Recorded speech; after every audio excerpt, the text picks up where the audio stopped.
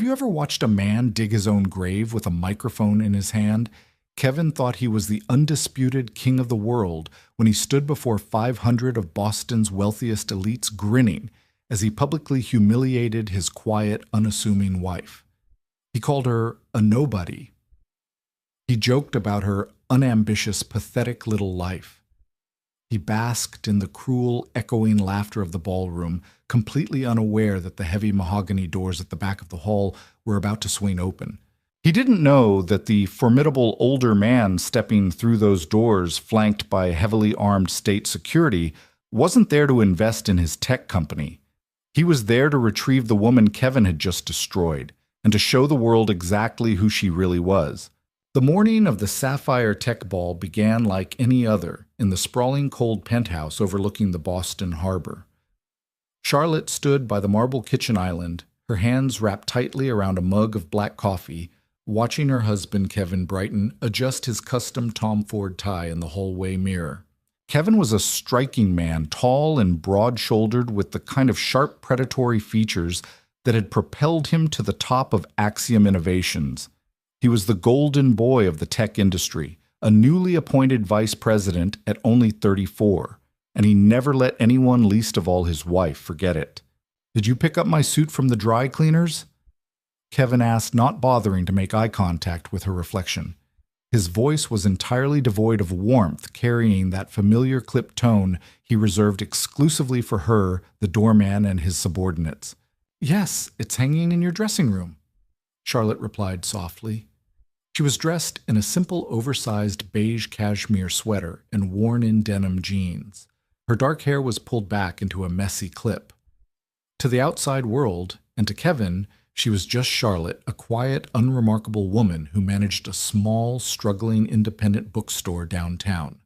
She was the woman who stayed home, who cooked the meals, who faded perfectly into the background of his vibrant, high-octane life. "Good," Kevin muttered, finally turning to look at her. His eyes traveled up and down her frame, his expression settling into a familiar sneer of disappointment. "Are you planning on doing something with yourself tonight?" The Sapphire Ball isn't exactly a neighborhood book club, Charlotte. Gregory Harrison is going to be there. The board of directors will be there. I need you to not look like this. Charlotte swallowed the lump forming in her throat. "I have a dress, Kevin, the navy silk one. I bought it last week." Kevin sighed heavily, pinching the bridge of his nose, as if her very existence was an exhausting burden. "The navy one." "Right. The one that makes you look like a substitute teacher attending a funeral." "Fine. Just try not to embarrass me. Let Jessica handle the conversation with the board members if they approach us. She actually knows how to speak to people with a net worth over 6 figures. Jessica Hastings." The name always sent a cold, sharp spike through Charlotte's chest. Jessica was Axiom's director of public relations, a statuesque, viciously ambitious blonde who spent far more time in Kevin's office than her job description required. "I'll stay out of your way," Charlotte said, her voice barely above a whisper. As Kevin grabbed his leather briefcase and stormed out the door without so much as a goodbye kiss, Charlotte was left in the deafening silence of the penthouse. She set her coffee down and walked over to the floor-to-ceiling windows, looking out over the gray, churning waters of the Atlantic. If Kevin only knew. If anyone in this cold, status-obsessed city only knew. Charlotte was not a nobody. She was not a quiet middle-class girl from the suburbs who had somehow managed to land a wealthy tech executive. Her birth certificate did not read Charlotte Brighton.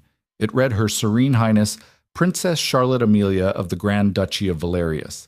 She was the sole heir to a sovereign European state, a principality nestled between the borders of France and Switzerland, boasting a banking empire and a royal lineage that stretched back 800 years. Her father, Grand Duke Maximilian, was one of the wealthiest and most influential monarchs in the modern world.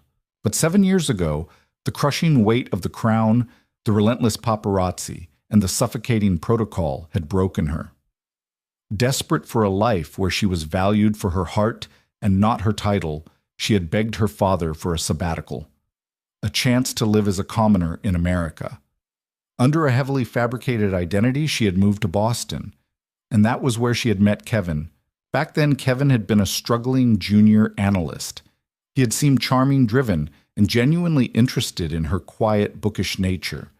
Charlotte had fallen in love with the illusion he presented. They married in a small private civil ceremony her father had furiously refused to attend, warning her that a man who loved a mask would never love the woman beneath it. "You are a lioness pretending to be a mouse," Charlotte, her father had told her over a heavily encrypted phone line on her wedding day. "And one day when he realizes you have no claws, he will try to eat you alive." Her father had been right. As Kevin climbed the corporate ladder, the charm peeled away, revealing a hollow, narcissistic core. He became obsessed with status wealth and optics. Because Charlotte actively avoided the limelight and preferred simple living to maintain her cover, Kevin began to view her as an anchor dragging down his soaring ship. He mocked her bookstore. He belittled her lack of ambition. He treated her not as a partner, but as a disappointing accessory he was legally bound to. Charlotte walked into her bedroom and opened her closet. She bypassed the modest navy dress Kevin hated so much. She reached into the very back, her fingers brushing against a heavy garment bag she hadn't opened in 5 years.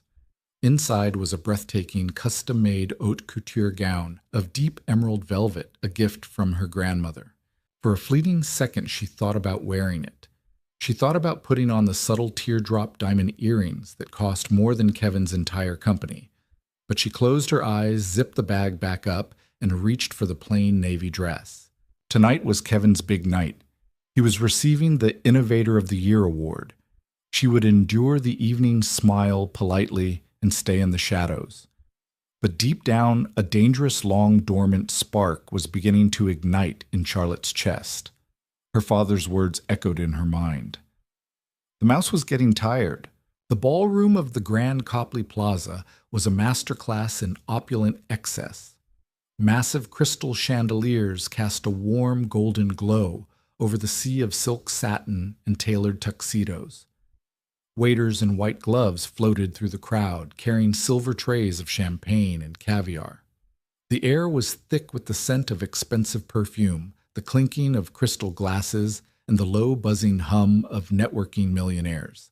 Charlotte stood awkwardly near a towering floral arrangement of white orchids, her hands clasped tightly in front of her modest navy dress. She felt entirely invisible, which was exactly how Kevin wanted it. He had abandoned her the moment they stepped off the red carpet.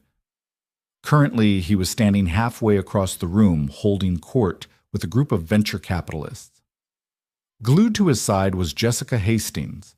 Jessica was wearing a backless crimson gown that clung to her every curve, laughing loudly at a joke Kevin had just made, resting her manicured hand entirely too high up on Kevin's bicep. "You look like you'd rather be anywhere else in the world." Charlotte blinked, pulling her gaze away from her husband. Standing beside her was Gregory Harrison, the silver-haired, fiercely intimidating CEO of Axiom Innovations. "Mr. Harrison," Charlotte said, straightening her posture. "It's a beautiful event. I'm just taking it all in." Gregory took a sip of his bourbon, his sharp blue eyes scanning her face. "Kevin is a shark, Charlotte. He's aggressive, he's hungry, and he's brilliant at what he does. But he lacks a certain refinement, a certain depth. I've always wondered how a woman like you, someone who clearly has an old soul, ended up with a man who only looks at the surface." Before Charlotte could formulate a response to the surprisingly perceptive comment, the grand orchestral music swelled, signaling the beginning of the award ceremony. The crowd began to herd toward the dining tables, arranged around the massive center stage. Charlotte found her seat at table 1. Kevin finally materialized, sliding into the chair next to her, without a word, reeking of expensive scotch and Jessica's floral perfume. Jessica sat directly across from them, shooting Charlotte a thinly veiled smirk over the rim of her water glass. The ceremony dragged on for an hour. Finally, the lights dimmed and a spotlight hit the center podium. Gregory Harrison took the stage. "Ladies and gentlemen," Gregory's voice boomed over the speakers, Tonight we honor a man who has revolutionized our predictive algorithms, a man whose ruthless dedication to perfection has driven Axiom into a new era of profitability, your innovator of the year, Kevin Brighton. The ballroom erupted into deafening applause. Kevin stood up, buttoning his tuxedo jacket with a smug, self-satisfied grin. He didn't look down at Charlotte. He didn't touch her hand. He strode to the stage like a conquering emperor, shaking Gregory's hand and taking the heavy glass trophy. Charlotte clapped politely, feeling a hollow ache in her chest. She had supported him when he was crying over failed code at 3 a.m. She had paid their rent with her secret royal trust fund when he was an unpaid intern, a fact she had hidden by pretending it was an inheritance from a dead aunt. She had built the foundation he was currently standing on. Kevin adjusted the microphone. The room fell into an expectant silence. "Thank you." Kevin began, his voice smooth and charismatic. "They say that behind every successful man is a great woman, and I suppose I have to address the elephant in the room." Charlotte froze. A cold sweat broke out on the back of her neck. Kevin leaned into the microphone, a cruel mocking smile playing on his lips. "I want to thank my wife, Charlotte. She's out there somewhere in the audience, probably wearing something entirely unmemorable." A few awkward, hesitant chuckles rippled through the front tables. Jessica Hastings laughed out loud. "No, really." Kevin continued pacing the stage, high on the power of the audience's attention. "Charlotte is the perfect example of, well, settling. While I'm out here working 80-hour weeks, conquering the tech world, closing multi-million-dollar deals, she's bravely organizing the fiction section at a bookstore that makes less in a year than I do in an afternoon." The laughter grew louder this time. It wasn't hesitant anymore. It was cruel. It was the sound of a pack of wolves turning on a wounded animal encouraged by the alpha. Charlotte's vision blurred. The blood roared in her ears. She looked around the table. The executives and their wives were looking at her with a mixture of pity and second-hand embarrassment. "She keeps me grounded." Kevin chuckled into the mic. "By reminding me of exactly what I never want to be: average, unambitious, invisible. So here's to you, Charlotte. Thanks for doing the laundry while I make history." The room erupted into roaring laughter and applause. Kevin raised his glass trophy to the crowd, soaking in the adoration, completely disregarding the public execution he had just performed on his marriage. Charlotte sat paralyzed. The humiliation was a physical weight pressing down on her chest, suffocating her. He hadn't just insulted her. He had stripped her of her dignity in front of the most powerful people in the city. He had done it for a laugh, to make himself look bigger by making her look microscopic. She stared down at her hands trembling in her lap. The illusion was shattered. The marriage was dead. The mouse was dead. Suddenly, the roaring laughter in the ballroom began to die down. It didn't fade gradually. It cut off sharply row by row from the back of the room to the front. The clinking of glasses ceased. The orchestra, which had been softly playing in the background, abruptly stopped. Charlotte frowned, lifting her tear-filled eyes. Kevin, still on stage, noticed the sudden eerie silence. "What, is my time up already?" He joked into the microphone, but nobody laughed. Every single head in the 500-person ballroom was turning toward the back of the hall. A strange rhythmic sound echoed through the cavernous space. Clack, clack, clack. It was the sound of heavy military-grade boots hitting the marble floor. The massive 12-foot-high oak doors at the entrance of the Copley Plaza ballroom had been thrown wide open. The two event security guards who had been manning the door were pressed flat against the walls, looking terrified. Marching into the room with terrifying precision were 6 men dressed in immaculate midnight blue tactical suits. They were not local police. They were not private bodyguards. They wore the golden crest of the Valyrian Royal Guard on their shoulders. They fanned out silently, their expressions carved from stone, instantly taking control of the room's perimeter. The silence in the ballroom was so absolute you could hear a pin drop. The air seemed to have been sucked out of the space. Then a figure stepped through the doors. Grand Duke Maximilian of Valerius did not walk. He commanded the earth he stepped on. He was in his late 60s, tall and rigidly straight, with a thick mane of silver hair and eyes as cold and gray as a winter storm. He was dressed in a bespoke charcoal suit that radiated unimaginable wealth, a subtle crimson sash of a state order visible beneath his tailored lapel. In his right hand he carried a silver-tipped walking stick which struck the floor with a rhythmic, authoritative thud with every step he took. He was flanked by his chief of protocol and the Valerian ambassador to the United States. Charlotte gasped, her hand flying to her mouth. "Papa!" On stage, Kevin looked entirely bewildered. He glanced at Gregory Harrison, who was practically hyperventilating at table 1. Gregory, a man who obsessively followed global politics and European finance, immediately recognized the man walking down the center aisle. "My God!" Gregory whispered, his face draining of all color. That's the Grand Duke of Valerius. He controls half the European banking sector. What is he doing here?" Kevin's eyes lit up with a sudden delirious spark of greed. In his arrogant, narcissistic mind, there was only one logical explanation. This European monarch, this billionaire head of state, had heard about Axiom's new predictive algorithm. He was here to invest. He was here for him. As the Grand Duke made his way down the red carpet of the center aisle, the crowd naturally parted for him like the Red Sea. No one dared to breathe. The oppressive aura of pure, unadulterated power the man projected was suffocating.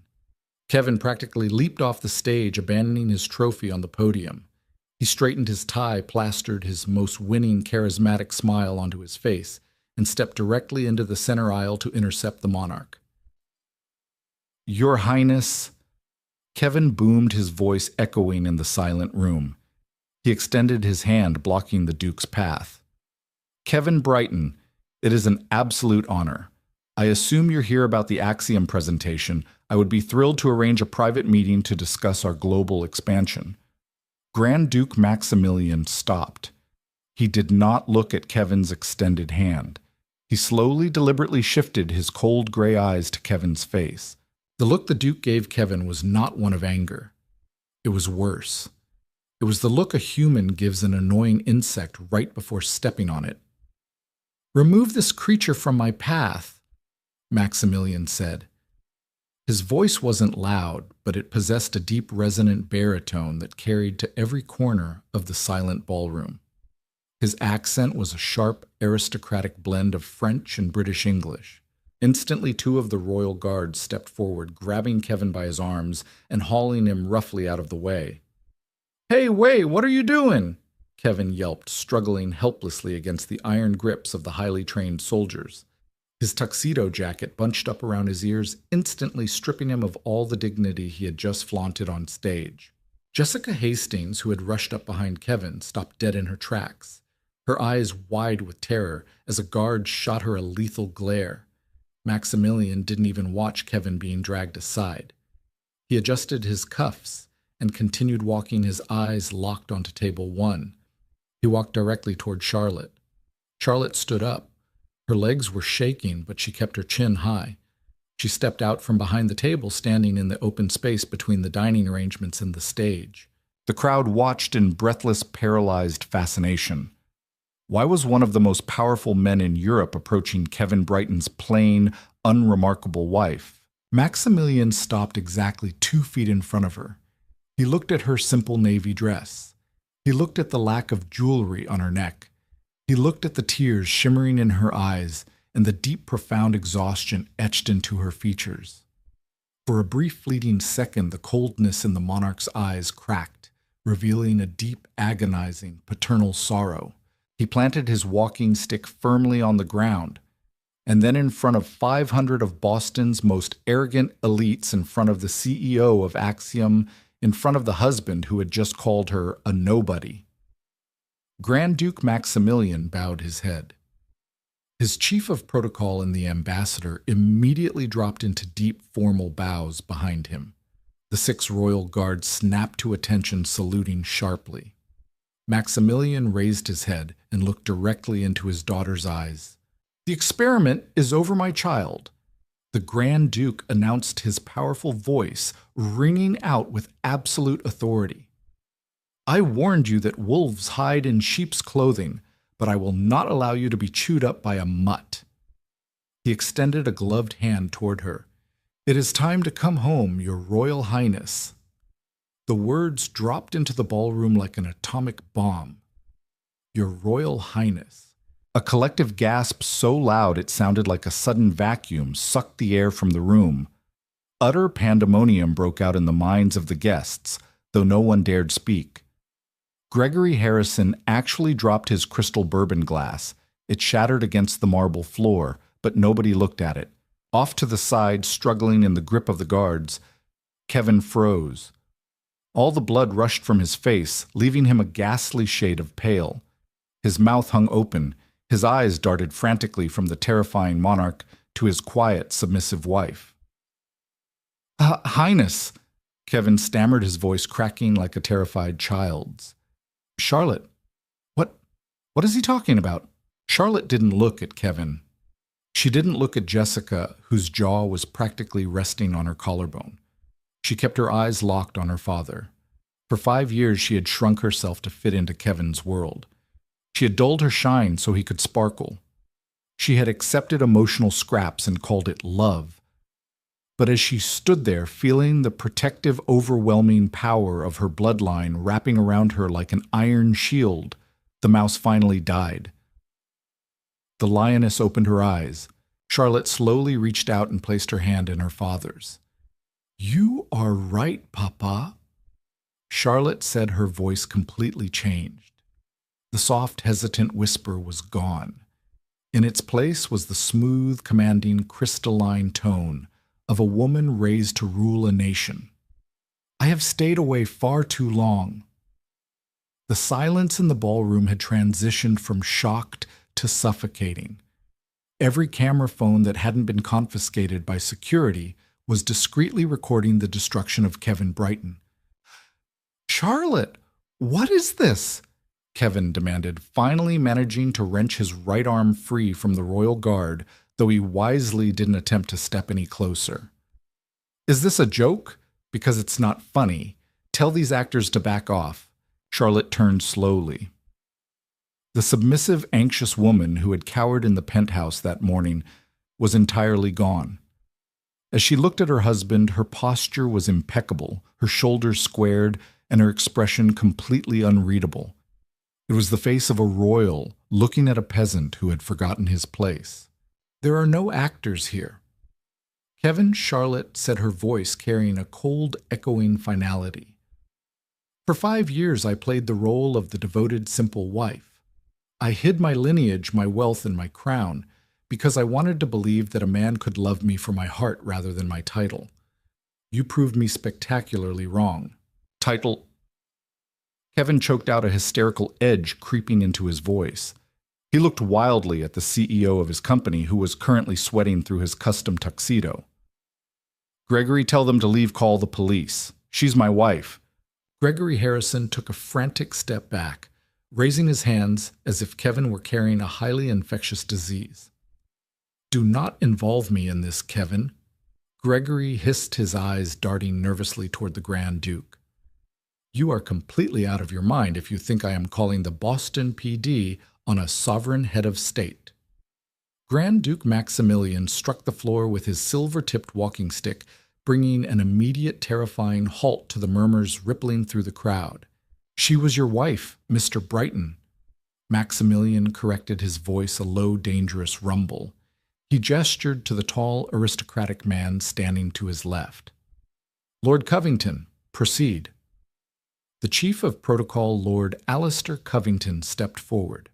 He unbuttoned his suit jacket and withdrew a thick vellum envelope sealed with red wax. He broke the seal with clinical precision and extracted a sheaf of legal documents. Kevin Thomas Brighton. Lord Covington began reading the document with the booming, perfectly enunciated voice of a seasoned diplomat.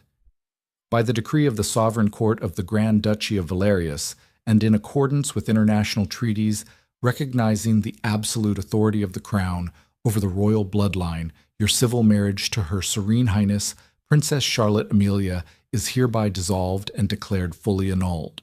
"You can't do that?" Kevin shouted, his face flushing a violent mottled crimson. "We were married in Massachusetts. You can't just wave a magic wand and erase a legal marriage." "Oh, but we can, Mr. Brighton," Lord Covington replied smoothly, not missing a beat. "When you signed your marriage certificate, you also signed a rather extensive prenuptial agreement, one that you barely read, assuming it was drawn up to protect your own meager, non-existent assets at the time. In reality, it was drafted by the Crown's legal syndicate." Clause 47. Section B explicitly states that any union entered into under a concealed identity by a member of the royal house can be retroactively voided if the non-royal party commits acts of public defamation, emotional neglect, or infidelity. A collective gasp echoed from the tables. Jessica Hastings, still standing near the stage, suddenly looked violently ill. She tried to step backward into the shadows of the floral arrangements, but a royal guard immediately blocked her path. Charlotte's eyes flicked toward Jessica, then back to Kevin. "Did you really think I didn't know about the weekends in the Hamptons, Kevin? Or the late-night strategy sessions in your office? I am the heir to a nation that employs one of the most sophisticated intelligence agencies in Europe. I knew everything. I just chose to wait, hoping you might finally find your conscience. But tonight you proved you do not have one." Kevin was hyperventilating now. The reality of the situation was crashing down on him like a collapsing skyscraper. The woman he had mocked, the woman he had treated like a subservient maid, possessed the power to crush him with a single word. He fell to his knees. The arrogance evaporated, replaced by a pathetic, desperate terror. "Charlotte, baby, please. I was joking. It was just a stupid speech, I love you. We can fix this. You don't have to leave." Charlotte looked down at him, her expression devoid of a single ounce of pity. "I am not your baby," she said softly, though the microphone on the nearby podium picked up her voice, broadcasting the execution to the entire room. "I am Her Serene Highness Princess Charlotte, and you are a mistake I have finally corrected." Grand Duke Maximilian turned his glacial gaze toward Gregory Harrison. "Mr. Harrison." The Duke said, his voice slicing through the tension. "The Royal Bank of Valerius currently underwrites nearly 40% of Axiom Innovations' European expansion loans. Furthermore, my sovereign wealth fund holds a controlling interest in your primary microchip supplier in Taiwan." Gregory Harrison looked as though he might faint. Your Grace, I assure you the actions of this man do not reflect the values of Axiom. I expect them not to." Maximilian interrupted smoothly. "However, I find it highly distasteful to do business with an organization that employs a man who publicly humiliates my daughter." Gregory didn't even hesitate. He didn't consult HR. He didn't call the board of directors. He looked directly at Kevin, who was still kneeling on the floor. "Kevin, you are terminated." Gregory barked, his voice cracking with panic. "Effective immediately. Your equity is forfeit under the morality clause of your contract. Security will clear out your desk. If you set foot in the Axiom building again, I'll have you arrested for trespassing." Kevin let out a strangled, breathless sound. In the span of 15 minutes, he had lost his marriage, his executive title, his career, and his dignity. Grand Duke Maximilian extended his arm to his daughter. "Shall we, Charlotte? The air in here is profoundly stale." Charlotte took her father's arm. She didn't look back at Kevin. She didn't look at the crowd of elites who were now bowing their heads in a mix of terror and sudden profound respect. As she walked up the red carpet toward the exit, flanked by her father and the royal guard, she looked like a queen ascending her throne. As they reached the heavy oak doors, Charlotte paused and glanced over her shoulder one last time. "Keep the trophy, Kevin," she called out, her voice ringing clearly over the deafening silence of the ballroom. "It is the only thing you will ever hold again." By the time Charlotte's private royal jet touched down on the private tarmac in Valerius, the world had caught fire. The Copley Plaza incident had not stayed contained. Despite Gregory Harrison's desperate attempts to enforce NDAs, on the attendees you could not gag 500 drunk, wealthy socialites who had just witnessed the drama of the century. Blurry cell phone footage of Grand Duke Maximilian marching into the ballroom and Kevin Brighton sobbing on his knees leaked to the press within hours. The global media dubbed it the Undercover Princess Scandal. Every major news network from CNN to the BBC interrupted their regular broadcasts to run the footage. The headlines were ruthless. The Bookstore Princess. How a tech bro accidentally humiliated a billionaire heir. Axiom Vispacay fired on stage by European monarch. From golden boy to court. Jester, the fall of Kevin Brighton. Inside the heavily fortified walls of the Palais de Valerius, Charlotte underwent a rapid, breathtaking transformation. The oversized sweaters and modest dresses were burned. She stepped back into her royal duties with a vengeance. She was outfitted in bespoke Chanel dripping in ancestral diamonds and flanked by an army of publicists and legal aides. Sitting in her opulent private study sipping tea from a delicate porcelain cup, she watched the monitors on her wall display the absolute destruction of her former life. Back in Boston, Kevin Brighton was discovering that hitting rock bottom was not an event, but a continuous, agonizing process. The morning after the gala, Kevin, severely hungover and deeply in denial, attempted to return to his luxury penthouse. His keycard flashed red. When he demanded the concierge let him in, he was handed a legal notice. The penthouse, which Kevin had proudly claimed he bought with his first massive bonus, had actually been purchased by a shell corporation, a corporation wholly owned by the Valerian Royal Trust. Charlotte had orchestrated the entire purchase years ago to ensure they lived comfortably while he was still a junior analyst. Because she had paid for it in full, it belonged solely to the crown. He had 24 hours to collect his clothing before the rest of his belongings were auctioned for charity.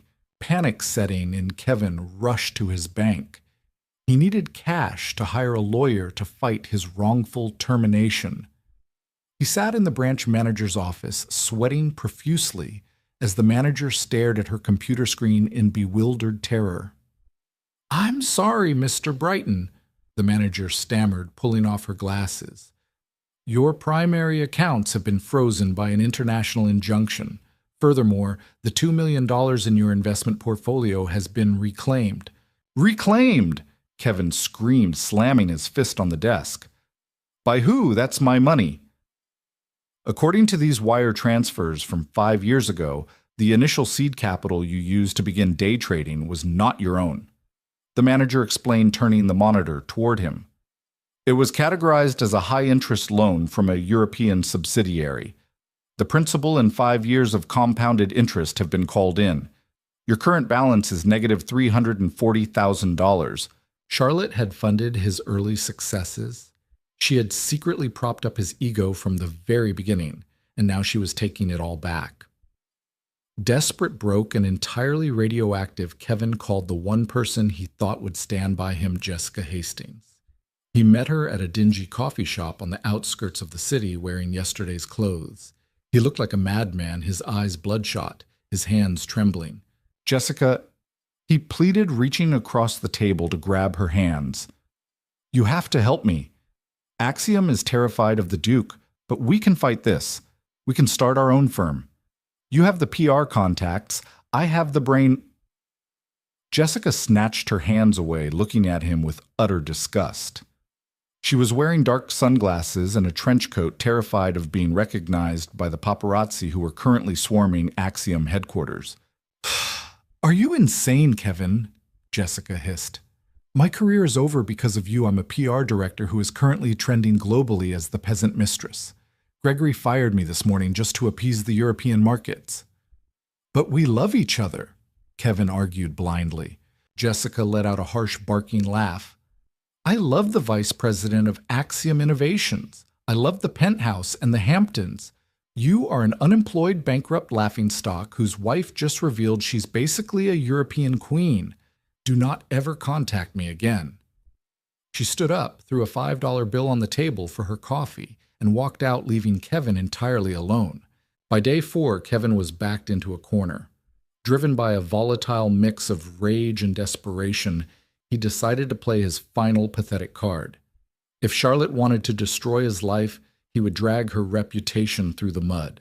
He contacted the editor-in-chief of the Daily Chronicle, a notorious tabloid willing to pay top dollar for scandal. Kevin promised them an exclusive tell-all interview, the true face of the Princess Lies deceit and my fake marriage. They offered him $500,000 for the story. He sat in the neon-lit conference room of the tabloid's headquarters, a smug, vindictive smile returning to his face as the cameras were set up. He was going to expose her. He was going to tell the world how manipulative she was. The heavy glass door of the conference room swung open, but it wasn't the interviewer who walked in. It was a team of 3 men in sharp gray suits carrying leather briefcases. Behind them walked 2 officers from the Boston Police Department. Kevin Brighton. The lead attorney asked, his tone clipped and professional. I am lead counsel for the Valerian Royal Crown in the United States. Kevin's smug smile vanished. You can't stop me from talking. Freedom of speech. The lawyer didn't argue. He simply opened his briefcase and laid a single laminated document on the table. It was the same prenuptial agreement Lord Covington had mentioned at the ball, Clause 47, Section C. The lawyer read calmly. The non-disparagement and state secrets provision. By signing this document, you agreed that speaking publicly about Her Serene Highness without written consent from the Crown constitutes an act of corporate espionage and treason against the state of Valerius. The penalty for breaching this clause is not financial, Mr. Brighton. It is criminal. The lawyer looked up, his eyes dead and unfeeling. If you open your mouth to the press, the Grand Duke will not sue you. He will have you extradited to Valerius to face a sovereign tribunal for threatening a head of state. You will spend the rest of your natural life in a very cold, very dark European cell. Kevin looked at the document. He looked at the police officers. The trap had been set 5 years ago, and he had walked into it willingly, blinded by his own arrogance. He had nothing left, no money, no status, no voice. He slumped back in his chair, burying his face in his hands as a long, wretched sob tore from his throat. The king of the world had finally realized he was nothing more than a pawn swept off the board the moment the real game began. The financial destruction of Axiom Innovations was not a gradual decline. It was a highly orchestrated, brutally efficient slaughter. Within 48 hours of the Sapphire Ball, the global markets reacted to the viral footage of Grand Duke Maximilian and Princess Charlotte. Valerius wasn't just a picturesque European principality. It was a titan of international finance, holding the purse strings of sovereign wealth funds, luxury conglomerates, and massive tech syndicates. When the Valerian Royal Bank quietly issued a permanent embargo on all investments tied to Axiom, the dominoes began to fall. It started with the European venture capitalists. Fearing the wrath of the Grand Duke, they pulled their funding over a single weekend. By Tuesday morning, Axiom's stock had plummeted by 42%. By Thursday, their primary microchip manufacturer in Taiwan, heavily subsidized by Valerian shell corporations, suddenly declared a supply chain crisis and voided their contracts with Axiom. Inside the glass-walled boardroom of Axiom's Boston headquarters, the atmosphere was apocalyptic. Gregory Harrison, looking as though he had aged a decade in less than a week, stood at the head of the mahogany table. His shirt collar was unbuttoned, his tie discarded. The board of directors, led by the ruthless and fiercely pragmatic Arthur Pendleton, were out for blood. We are bleeding $100 million a day, Gregory. Arthur barked, tossing a thick financial report onto the table. Our European expansion is dead. Our Asian suppliers have ghosted us. And it is entirely because you allowed a narcissistic mid-level vice president to publicly humiliate the heir to a European throne on a live microphone. Girl Anne, I fired him immediately. Gregory fired back, his voice hoarse. I stripped his equity. What more do you want me to do? I've sent flowers. I've sent apologies to the Valerian consulate. They are returning our letters unopened. Flowers. Arthur laughed, a harsh, humorless sound. You think you can appease a monarchy that dates back to the Crusades with a bouquet of hydrangeas? You need to get on a plane to Europe, Gregory. You need to grovel at the feet of Princess Charlotte, or by Friday this company will be in Chapter 11 bankruptcy.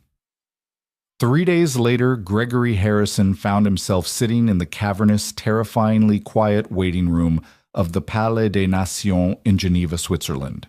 Charlotte was in the city to headline a global summit on ethical technology infrastructure. When Gregory had begged the Valerian consulate for a 5-minute audience, he expected to be turned away. To his shock, the request was granted. The heavy gilded double doors swung open, and Lord Alistair Covington stepped out, his expression perfectly impassive. Her Serene Highness will see you now, Mr. Harrison. You have precisely 5 minutes. Gregory stood his knees, trembling slightly, and followed the chief of protocol into the suite. The room was vast, overlooking the pristine waters of Lake Geneva. Charlotte sat behind a massive antique oak desk. The transformation was staggering. Gone was the timid, invisible wife in the oversized sweaters. She wore a perfectly tailored ivory crepe blazer, her dark hair styled in a sleek, immaculate blowout. A modest but blindingly brilliant diamond signet ring, the seal of the House of Valerius, rested on her right hand. She did not look up when he entered. She was casually reviewing a leather-bound folio. Your Highness, Gregory stammered, executing a clumsy, nervous bow. Charlotte finally raised her eyes. Her gaze was cool, analytical, and completely terrifying. Mr. Harrison, I imagine you have come a very long way to ask me to call off my dogs. Your Highness, I cannot express how deeply sorry I am for what happened at the gala. Gregory pleaded, taking a step forward, before a royal guard subtly stepped into his path, forcing him to stop. Kevin Brighton was a cancer in our company. We excised him. But the embargo, it is destroying the livelihoods of thousands of innocent employees. Please, we have learned our lesson. Charlotte closed her folio and rested her hands on the desk. You seem to be operating under a rather massive misconception, Gregory. You believe I am bankrupting Axiom Innovations because of a bruised ego. You think this is the emotional vengeance of a scorned woman. Gregory blinked, completely thrown off guard. Do you really think I spent 5 years living with Kevin Brighton, washing his clothes, listening to him brag about his brilliant algorithms, and never once looked at his work? Charlotte asked, her voice dropping to a smooth, lethal register. I am the heir to a banking empire, Mr. Harrison. I understand numbers far better than I understand fiction. She slid a thick black file folder across the polished oak desk. While I was playing the submissive little housewife, I quietly audited Axiom's new predictive algorithm, the one you just gave Kevin a trophy for. Charlotte continued, her eyes locking onto Gregory's terrified face. It isn't innovative. It's illegal. The code actively bypasses user encryption on mobile devices to scrape biometric data and private audio without consent. You built $1 billion valuation on corporate espionage and mass surveillance. Gregory felt the blood drain entirely from his head. He gripped the back of a chair to keep from collapsing. He knew about the data scraping. He and Kevin had buried the legal risks to inflate the company's IPO. They thought nobody would ever dig deep enough into the proprietary code to find out. I didn't destroy Axiom out of spite over a bad marriage, Charlotte said, leaning back in her chair with the absolute authority of an executioner. I destroyed it because it is a corrupt institution.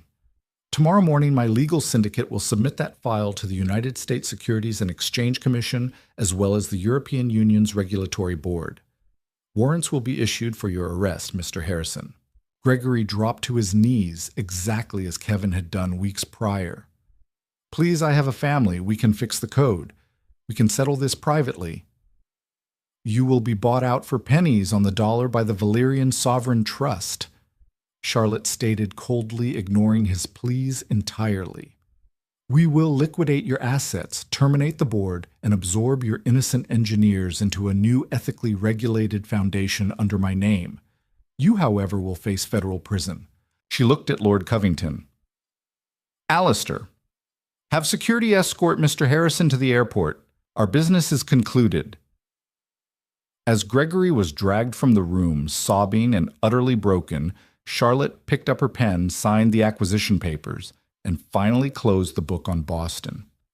6 months later, the relentless freezing rain of a late November evening lashed against the pavement of Manhattan's Upper East Side. Outside the Metropolitan Museum of Art, a sea of black umbrellas, flashing camera bulbs, and roaring crowds pressed against the heavy steel barricades. It was the night of the Global Philanthropy Gala, and the guest of honor was Her Serene Highness Princess Charlotte of Valerius. Over the past half-year, she had become a global icon, a symbol of grace, immense power, and philanthropic dominance. After absorbing the remnants of Axiom Innovations, she had launched the Amelia Foundation, instantly becoming one of the most influential voices in ethical technology. Standing across the street, shivering in a thin, worn-out peacoat, was Kevin Brighton. He was entirely unrecognizable from the golden boy of the tech world. He had lost 20 pounds. His face was gaunt, unshaven, and deeply hollowed by months of relentless stress, paranoia, and poverty. After the Crown lawyers had threatened him with treason, Kevin had been paralyzed. He couldn't speak to the press. He couldn't get a job in tech, as no firm would touch a man blacklisted by the European banking sector. When the SEC raided Axiom and arrested Gregory Harrison, Kevin's name was dragged into the federal indictment regarding the illegal data scraping. To avoid prison, Kevin had been forced to liquidate the absolute last of his hidden assets to pay for a plea deal, leaving him completely destitute. He was currently living in a windowless basement apartment in Queens, working off the books at a commercial laundry facility, ironic considering his last words to Charlotte had been mocking her for doing his laundry. He had spent his last $50 on a bus ticket to New York, driven by a delusional, desperate need for closure. He watched the red carpet with manic intensity. A sleek, armored Maybach limousine pulled up to the curb. The crowd erupted into deafening cheers. Royal guards stepped out holding massive black umbrellas and opened the rear door. Charlotte stepped onto the red carpet. She wore a breathtaking, custom-designed emerald velvet gown, the very same gown she had hidden in the back of her closet in Boston. The ancestral Valyrian diamond tiara sat perfectly in her dark hair. She looked radiant, untouchable, and immortal. Something snapped inside Kevin. It was the agonizing realization that he had held a goddess in his hands, treated her like dirt, and been rightfully crushed under her heel. Before the NYPD or the Royal Guards could react, Kevin ducked under the steel barricade and sprinted across the rain-slicked street. "Charlotte!" He screamed, his voice cracking violently. "Charlotte, please!" Instantly, 3 massive Royal Guards converged on him, slamming him face first onto the wet asphalt. His cheek scraped against the road, but he kept screaming her name, thrashing against the heavy boots, pinning him down. "Just 1 minute, please look at me." On the red carpet, Charlotte stopped. The paparazzi went wild, their camera flashes turning the rainy street into daylight. Lord Covington immediately stepped forward, shielding her with an umbrella. "Keep walking, Your Highness. We will have local authorities dispose of him." Charlotte looked over her shoulder. She saw Kevin pinned to the ground, soaked to the bone, weeping hysterically in front of thousands of people. He looked pitiful. He looked exactly like the terrified small man she had always known he was beneath the expensive suits. "No," Charlotte said softly. "Let him up." Lord Covington hesitated, but nodded to the guards. They hauled Kevin to his feet, keeping his arms wrenched firmly behind his back. Charlotte walked slowly back to the edge of the curb. She stood under the canopy of the black umbrella, perfectly dry, perfectly pristine. looking at the soaking, shivering wreck of her former husband. Charlotte. Kevin gasped, tears mixing with the freezing rain on his face. I'm sorry. I'm so sorry. I lost everything. I have nothing left. I'm living in a basement. I can't get a job. Please? You won. You destroyed me. Can't you just forgive me? Can't you lift the ban so I can just survive? He looked at her with wild, begging eyes, waiting for a spark of anger, a flicker of pity, a sign of the gentle, forgiving woman who used to make him coffee every morning. Charlotte simply stared at him. Her face was completely smooth, devoid of any emotion. Forgive you. Charlotte asked, her voice barely carrying over the sound of the rain, yet ringing with crystalline clarity. You misunderstand the nature of our dynamic, Kevin. Forgiveness requires an emotional investment. It requires me to hold on to anger or resentment. Kevin swallowed hard, shivering violently. But you ruined my life to punish me. I took back what belonged to me, and I removed a corrupt company from the market, Charlotte corrected smoothly. Your current state is simply the natural consequence of your own inadequacy. You built a house of cards, and you are angry at the wind for blowing it down. Please, Kevin sobbed, his head dropping to his chest. I think about what I did to you every single day. It haunts me. Charlotte tilted her head slightly, the diamonds in her tiara catching the flashing lights of the cameras. That is the fundamental difference between us, Kevin, she said, her voice dropping to a terrifyingly quiet, apathetic whisper. You think about me every day, but until you threw yourself on the pavement just now, I hadn't thought about you in months. Kevin's breath hitched. The words hit him harder than a physical blow. He wasn't a villain in her story anymore. He wasn't even a memory. He was completely, utterly irrelevant. You still think this is a tragedy starring you? Charlotte continued, turning her back to him. But you are just a footnote in my history, and I am done reading. She didn't look back again. She walked up the red carpet, the heavy oak doors of the museum, opening to welcome her into a world of light, power, and prestige. Kevin was left standing in the freezing rain, surrounded by police and flashing cameras. The royal guards released him and stepped away, clearly deciding he wasn't even worth arresting. As the doors closed behind the princess, Kevin finally understood the true weight of what he had thrown away. He had mocked the invisible wife only to realize he had been the ghost all along. The Daniel Patrick Moynihan United States Courthouse in Manhattan was a fortress of limestone and cold, unyielding justice. It was a far cry from the glittering ballrooms and plush penthouses Kevin Brighton had once called home. Inside courtroom 24B, the air was suffocatingly tense.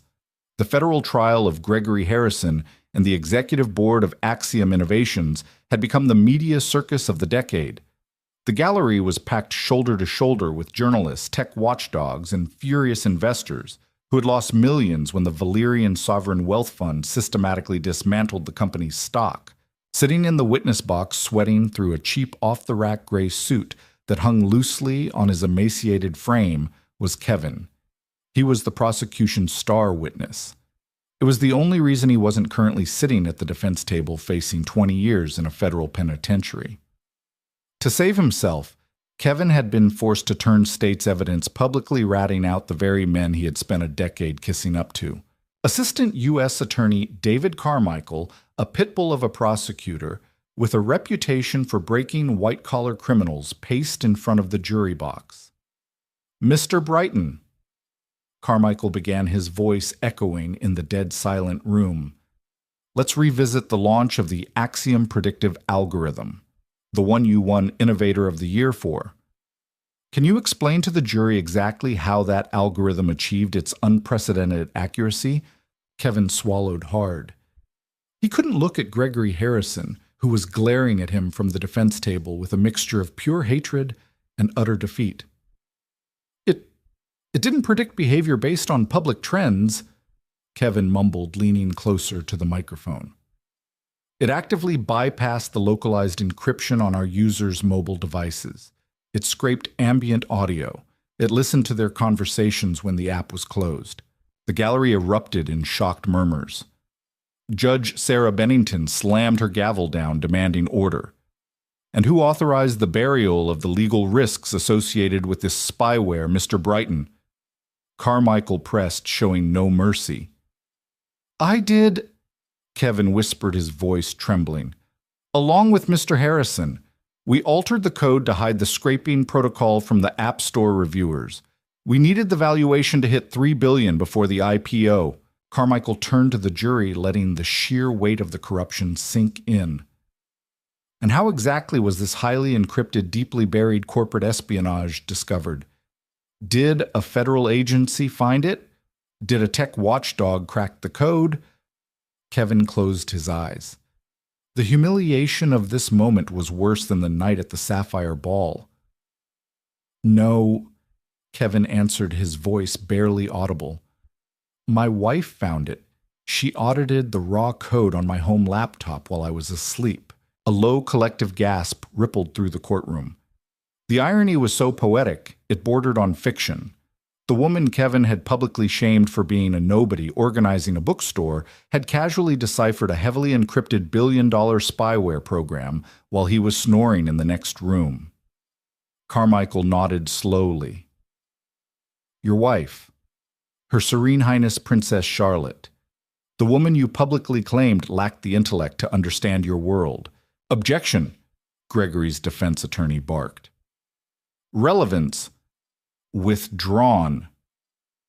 Carmichael said smoothly, though the damage was done. The jury looked at Kevin not just as a criminal, but as a colossal, arrogant fool.